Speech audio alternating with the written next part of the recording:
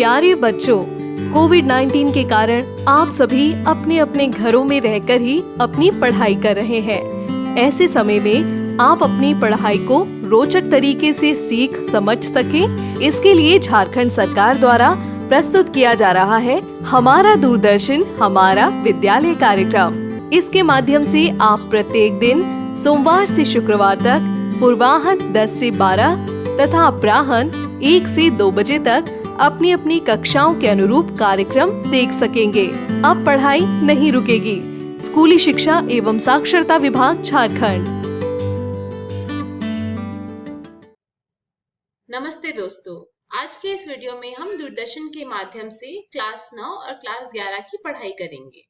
तो चलिए देख लेते हैं कि आज हम क्या पढ़ेंगे।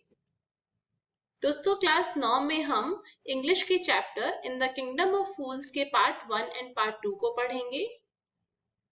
क्लास 11 में हम इंग्लिश के chapter the summer of beautiful white horse के पार्ट 1 को पढ़ेंगे। इन सभी वीडियो के साथ हम इस पर आधारित कुछ प्रश्नों को भी हल करेंगे।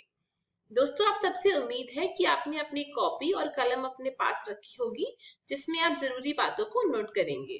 तो चलिए देख लेते हैं आज का एपिसोड। हेलो दोस्तों, कैसे हैं आप सब? आज हम आपकी बुक मोमेंट्स का chapter 4 in the kingdom of fools पढ़ेंगे।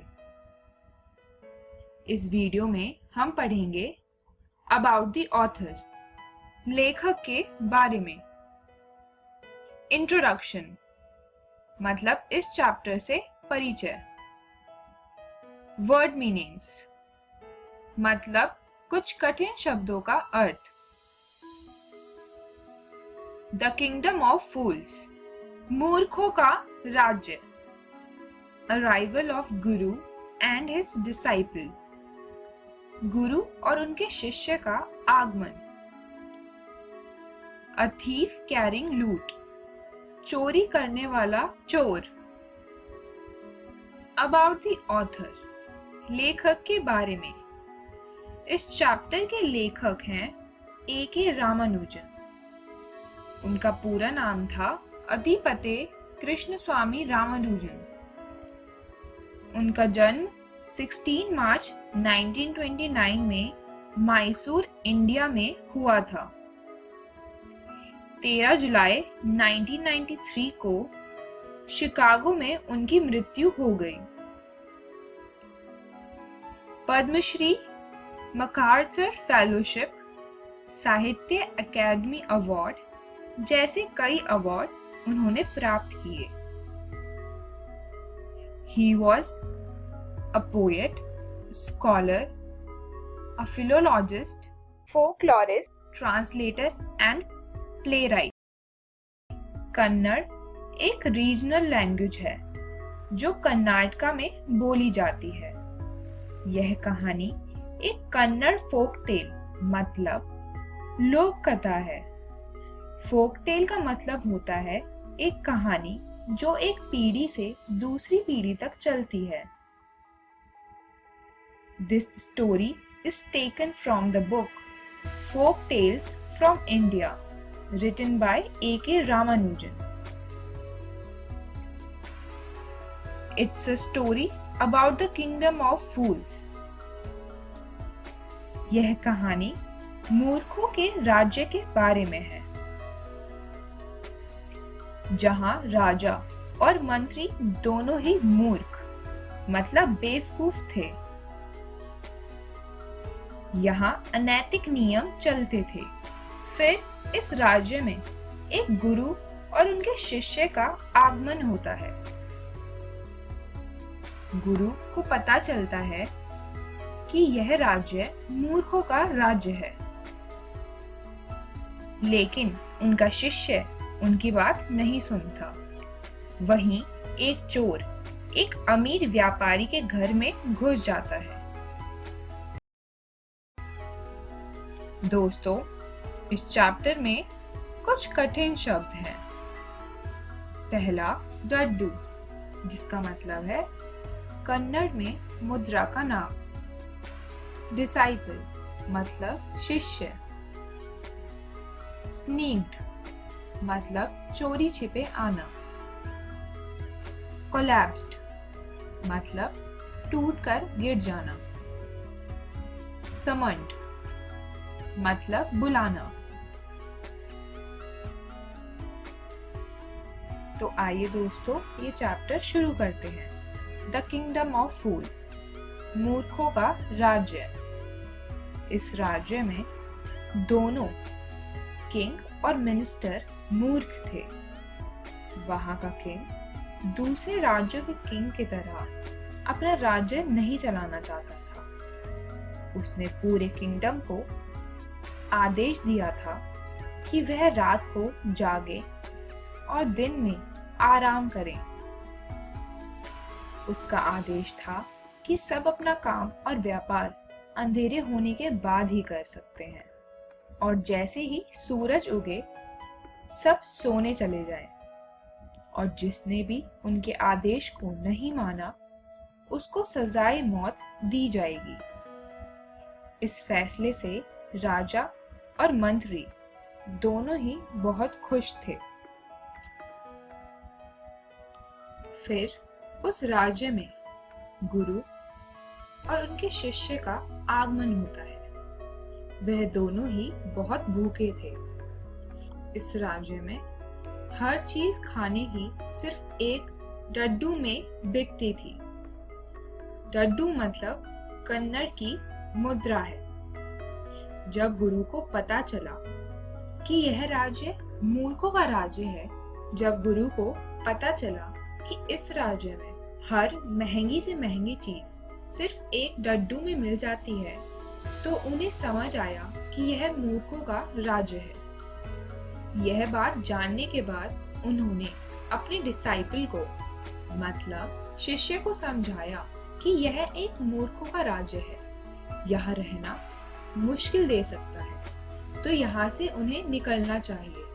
लेकिन इस बात को उनके शिष्य ने नहीं समझा और लालच के वजह से वहीं उस राज्य में रुक गया और लालच के वजह से उसने इतना खाना खाया कि वह बहुत मोटा हो गया। एक बार एक चोर अमीर आदमी के घर चोरी करने घुसा। उसने दीवार में एक बड़ा सा होल मतलब छेद किया और घर के अंदर चला गया। जब वो चोरी करके वापस जा रहा था तो वही दीवार उसके ऊपर गिर गई और उसकी मौत हो गई।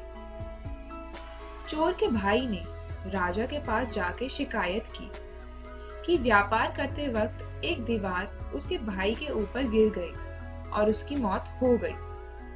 उसने सारा दोष उस व्यापारी जिसका घर था उस पे डाल दिया। तो बच्चों, आज हमने क्या पढ़ा?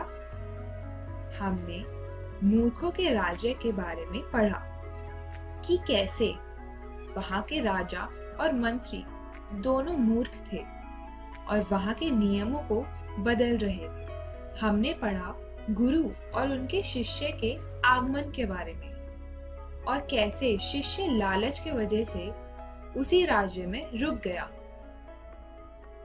और हमने पढ़ा जो चोर चोरी करने आता है उसकी मौत कैसे होती है।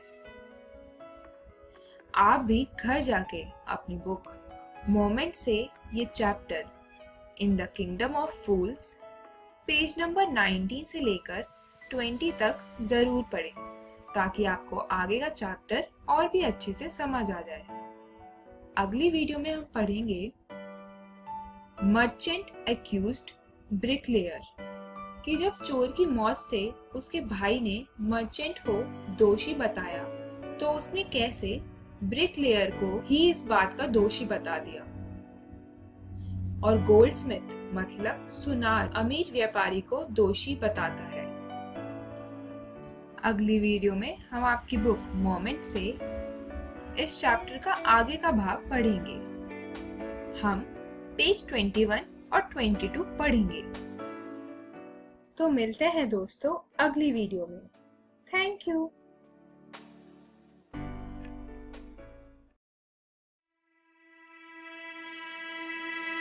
हेलो दोस्तों, कैसे हैं आप सब? आज हम आपकी बुक मोमेंट से chapter number 4 in the kingdom of fools का आगे का भाग पढ़ेंगे। इस वीडियो में हम पढ़ेंगे कि हमने पिछली वीडियो में क्या क्या पढ़ा था। आज हम जो भी पढ़ेंगे उससे परिचय। शब्द अर्थ।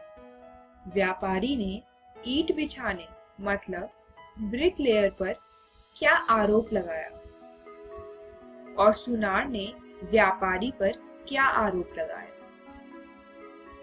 पिछली वीडियो में हमने क्या पढ़ा था दोस्तों? हमने पढ़ा था मूर्खों के राज्य के बारे में और वहां के अनएथिकल रूल्स मतलब अनैतिक नियमों के बारे में। हमने पढ़ा था कि जब गुरु और उनके शिष्य का आगमन होता है तो गुरु को समझ आता है कि यह मूर्खों का राज्य है और यहाँ रहना खतरे से भरा हो सकता है, लेकिन उनके शिष्य ने उनकी नहीं सुनी। उनका शिष्य वहां रहना चाहता था क्योंकि वहां खाने के सामान सिर्फ एक डड्डू में मिलता था। वह वहां रहकर और खाके बहुत मोटा हो गया था। एक बार एक चोर व्यापारी के घर में चोरी करने के लिए घुस गया और दीवार गिरने के वजह से उसकी मौत हो गई। चोर के भाई ने उसकी मौत का आरोप उस व्यापारी पर लगा दिया। आज हम आगे का भाग पढ़ेंगे कि कैसे राजा अमीर व्यापारी को अपराधी ठहराता है। मजबूरी में उस व्यापारी ने सारा आरोप ब्रिक लेयर मतलब ईंट बिछाने वाले पर लगा दिया था। उस घर बनाने वाले आदमी ने ध्यान खींचने वाली नृत्य करने वाली लड़की पर आरोप लगाया। उस औरत ने आलसी सुनार पर आरोप लगाया कि उसने गहने बनाने में वक्त लगा दिया।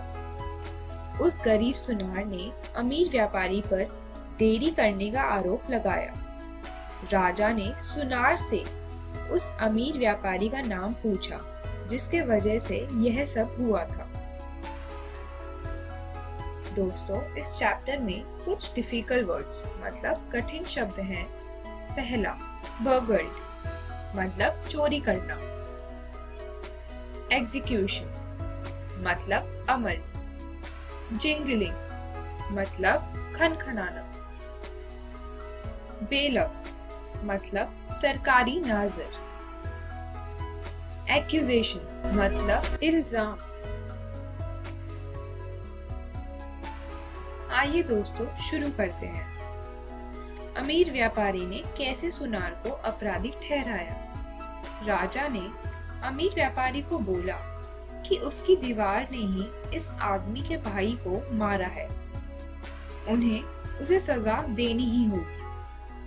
जवाब में व्यापारी ने बोला कि इसमें उसकी कोई भी गलती नहीं है, ये गलती दीवार बनाने वाले मतलब ब्रिक लेयर की है। उसकी गलती के वजह से ही यह सब हुआ है। राजा को व्यापारी की बात सही लगती है और ब्रिक लेयर मतलब दीवार बनाने वाले को बुलाया जाता है। वहां अपने बचाव में ब्रिक लेयर बोलता है कि नृत्य करने वाली लड़की के वजह से उसका ध्यान दीवार बनाने में नहीं लग पा रहा था। वो बार बार उसका ध्यान खींच रही थी। राजा को ब्रिक लेयर की भी बात सही लगती है। सोचने के बाद राजा नृत्य करने वाली को बुलाता है। नृत्य करने वाली सोच के जवाब देती है कि इसमें उसकी कोई भी गलती नहीं थी, बल्कि गलती तो उस सुनार की थी जिसने उसके गहने टाइम से बना के नहीं दिए थे, जिससे उसका ध्यान उन गहनों पर ही था। यह सब सुनने के बाद राजा को लगता है कि सुनहार को ही बुलाना चाहिए, वही असली गुनहगार है। सुनहार को बुलाया जाता है। राजा सुनहार से बोलता है कि तुम्हारी लापरवाही के कारण एक व्यक्ति की मौत हो गई। तुम्हें सजाए मौत मिलेगी। सुनार बोलता है कि माना उसने नृत्य करने वाली को टाइम पर उसके गहने नहीं दिए, लेकिन इसमें उसकी गलती नहीं है। अमीर व्यापारी के कारण ही उसने इस काम में समय लगाया था। राजा ने उस अमीर व्यापारी का सुनार से नाम पूछा। तो बच्चों, आज हमने क्या पढ़ा? आज हमने पढ़ा कि कैसे व्यापारी अपना दोष ब्रिकलेयर पर, ब्रिकलेयर नृत्य वाली पर, नृत्य वाली सुनार पर और सुनार अमीर व्यापारी पर दोष लगाते हैं। आप भी घर जाके अपनी बुक मोमेंट से ये chapter in the kingdom of fools जरूर पढ़ें, ताकि आपको आगे का चैप्टर और भी अच्छे से समझ आ जाए। अगली वीडियो में हम पढ़ेंगे कि कैसे इंसाफ घूम फिर के पूर्ण चक्र में आ गया था और नई स्टेक मतलब धारीदार लकड़ी का कैसे उपयोग किया गया। गुरु अपने शिष्य को बचाने के लिए क्यों पहुंचे। अगली वीडियो में हम आपकी बुक मोमेंट से इस चैप्टर के पेज 23 और 24 पढ़ेंगे। मिलते हैं दोस्तों अगली वीडियो में। Thank you.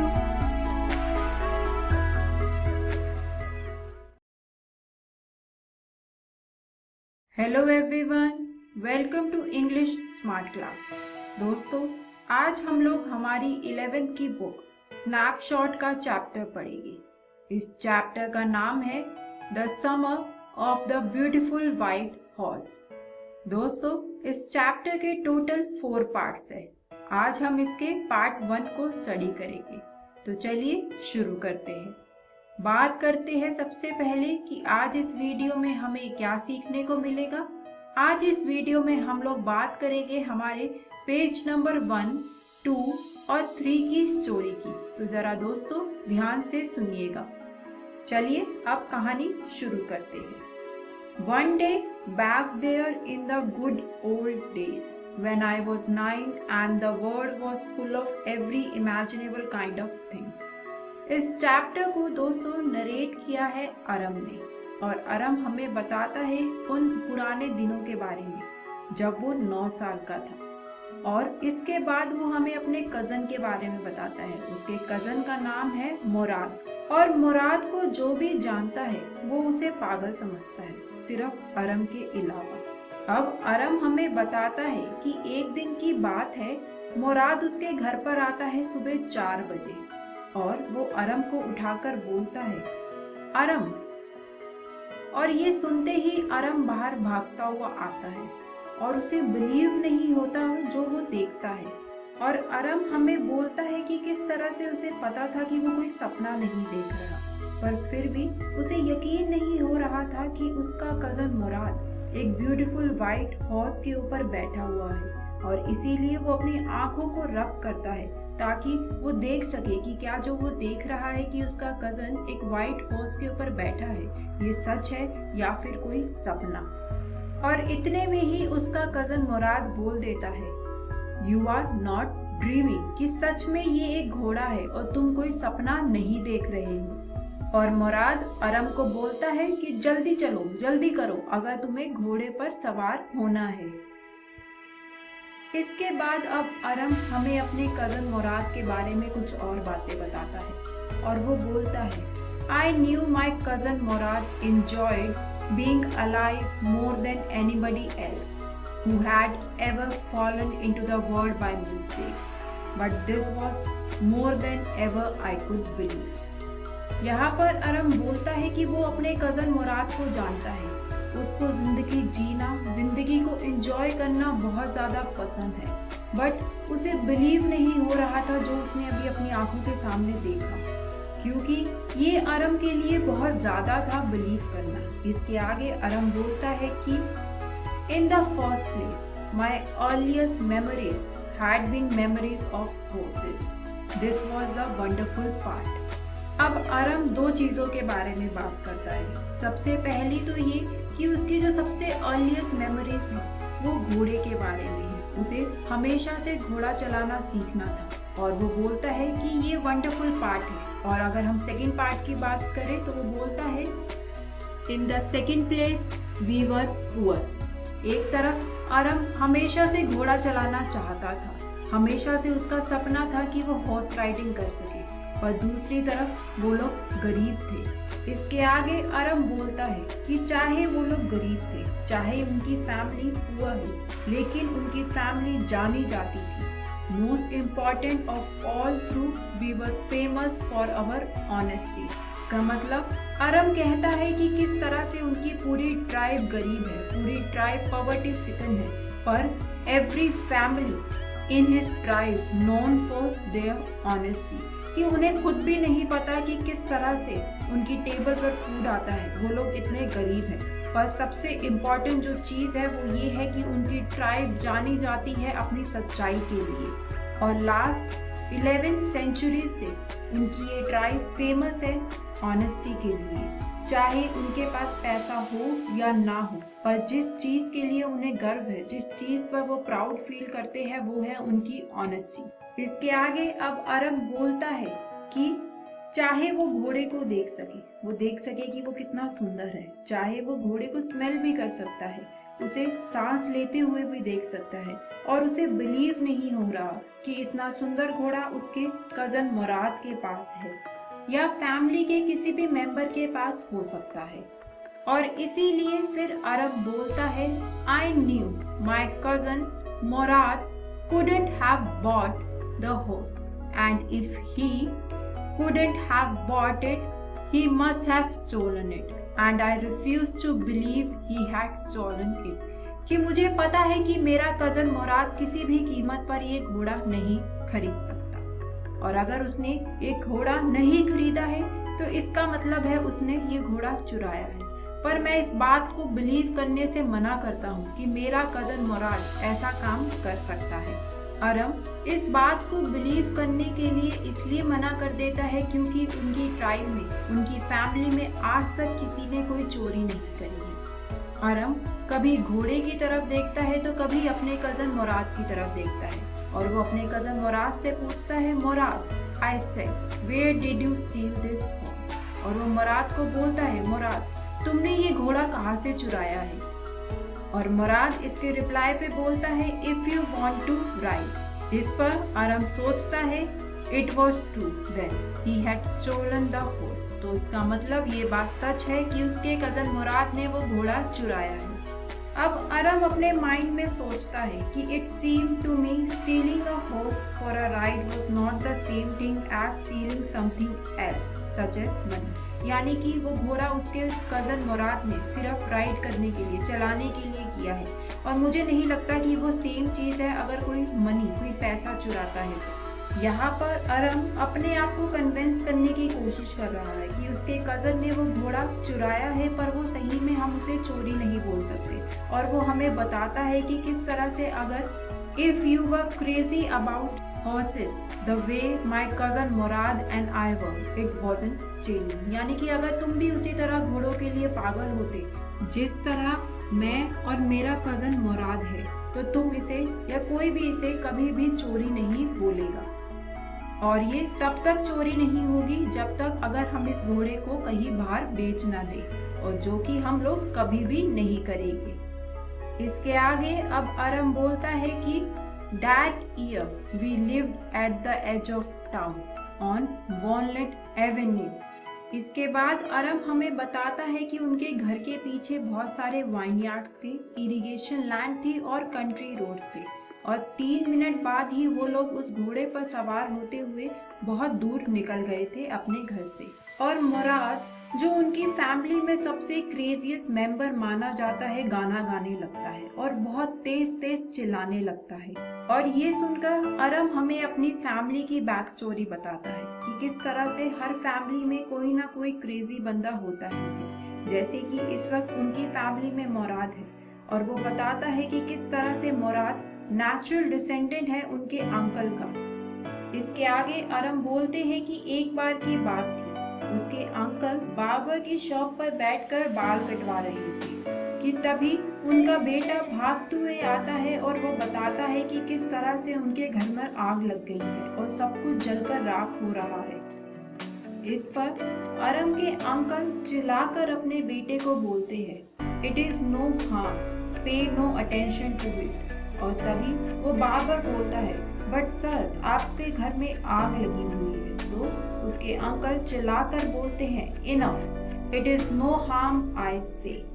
इसके आगे अब अरम बोलता है कि उसका कजन मुराद कंसीडर किया जाता है उसके इस अंकल का नेचुरल डिसेंडेंट, और किस तरह से मुराद के जो रियल फादर है वो काफी ज्यादा प्रैक्टिकल इंसान है, पर उनकी ट्राइब में ऐसा ही होता है कि किस तरह से a man could be the father of his son's flesh, but that did not mean that he was also the father of his spirit। कि चाहे मुराद के रियल फादर कोई और हो, पर स्पिरिट में अगर माना जाए तो मुराद डायरेक्ट डिसेंडेंट है उनके इस अंकल का। चलिए दोस्तों, अब हम अपनी स्टोरी को आज यहीं पर रोकते हैं। बात करते हैं कि आज इस वीडियो में हमने क्या सीखा। आज इस वीडियो में हम लोगों ने बात करी पेज नंबर 1, 2 और 3 की। जाना कि किस तरह से इस चैप्टर को नरेट किया गया है अरम ने, और अरम इस चैप्टर में बात कर रहा है अपने कजन मुराद के बारे में। हमने जाना कि किस तरह से अरम और मुराद की फैमिली, उनकी ट्राइब जानी जाती है अपनी ऑनेस्टी के लिए, और किस तरह से अरम का कजन मुराद एक वाइट ब्यूटीफुल हॉर्स को चुरा लाता है। ये चैप्टर है हमारी बुक दोस्तों स्नैपशॉट से, तो घर जाकर आप इसका पेज नंबर 1, 2 और 3 दोबारा से पढ़ना ना भूलिए। इससे अगली वीडियो में हम लोग बात करेंगे पेज नंबर 4 और 5 की। जानेंगे कि क्या मुराद उस सफेद घोड़े के साथ पकड़ा जाता है, क्या उसकी ट्राइब में सबको पता चल जाता है कि मुराद ने वो घोड़ा चुराया है। इन सारे क्वेश्चंस के आंसर हम लोग अगली वीडियो में जानेंगे। तो दोस्तों, मिलते हैं नेक्स्ट टाइम। हेलो दोस्तों, आशा है कि आज का पाठ पढ़ने में आपको बहुत मजा आया होगा। तो चलिए देख लेते हैं कि आज हमने क्या पढ़ा। बच्चों, क्लास 9 में इंग्लिश में हमने इन द किंगडम ऑफ फूल्स को पढ़ा। ऐसे ही क्लास 11 में हमने इंग्लिश में the summer of beautiful white horse को पढ़ा। इस प्रसारण से संबंधित सुझाव, अपने प्रश्न इत्यादि आप हमें jcerg@gmail.com तथा टोल फ्री नंबर 1800 5728 585 पर संपर्क कर सकते हैं।